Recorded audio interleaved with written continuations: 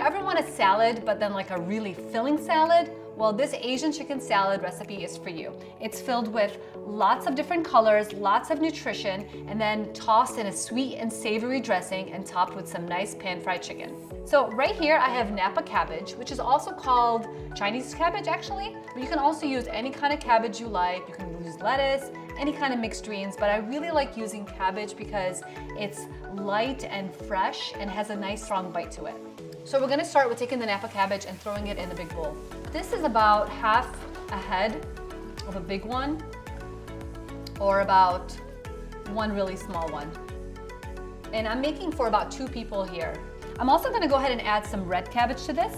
And this is just for color. You don't have to do the red cabbage, but I just love the variety of rainbow colors that comes together in the salad. Next, I'll put in some red peppers and green peppers and some carrots. So we'll put that all over here in a nice big bowl. I get often asked about how I cut these peppers and how I cut these carrots so small, and I think it's worth it to show you guys. So what I do is I'll just take half a carrot stick, cut it in about 3 equal slices horizontally, and then I just lay the flat part down and then just slice it. You need a really good knife to do this.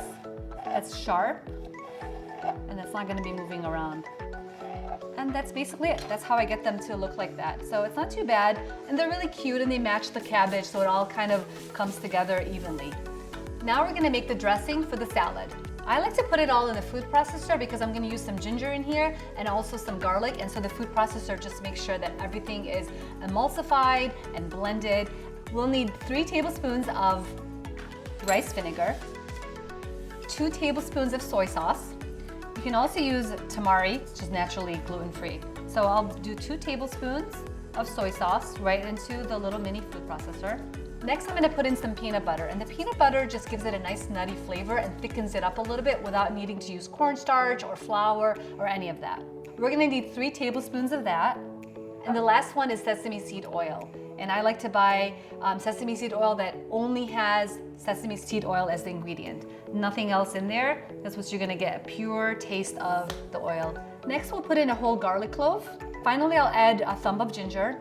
A cool trick is to actually use a spoon and you just kind of like dig in there under the skin. It just peels right off. Turn the blender on to get all that flavor incorporated.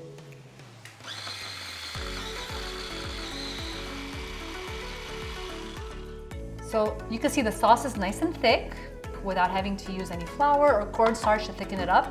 It has a nice nutty taste from the peanut butter. Make sure that the dressing gets well incorporated into the cabbage, the peppers, and the carrots. So our salad is all mixed up and you can enjoy it as it is. I'm gonna go ahead and top it off with some pan-fried chicken though, just to add more protein and just make it a full meal instead of just a side salad. You can do this with shrimp. It works really well with shrimp. It works well with salmon, tofu, any other kind of protein that you'd like to add to it. And in here I have 2 6-ounce chicken breasts that's been marinated with a little bit of olive oil and some Asian 5-spice blend. It's very unique and just really makes the salad come alive. So I'll go ahead and pan fry this chicken right here until it's well done on both sides. So I've cooked the chicken for about 3 minutes on each side and it's well done and sizzling. So I'll go ahead and place it on the cutting board. And it's always good whenever you're cooking meat just to let it rest a little bit before you cut into it. That allows all the juices to really get absorbed into the meat or whatever you're cooking. And while I do that, I'm gonna chop the green onions, which is our garnish for the dish. I like doing it diagonally. It just works really well and just gives a nice presentation on the final dish. So I'll divide this up between 2 dishes. It's a nice big dinner salad kind of portion. So I'll put these into the 2 bowls. Great recipe if you're watching your figure and you just want a nice, healthy, fresh salad that's got tons of flavor. So next I'm gonna go ahead and cut the chicken. And I'll take this chicken and plate it right over here, kind of fan it out a little bit. It's all set, and I hope you make this recipe and I hope you love it as much as I do. Check out feelgoodfoodie.net.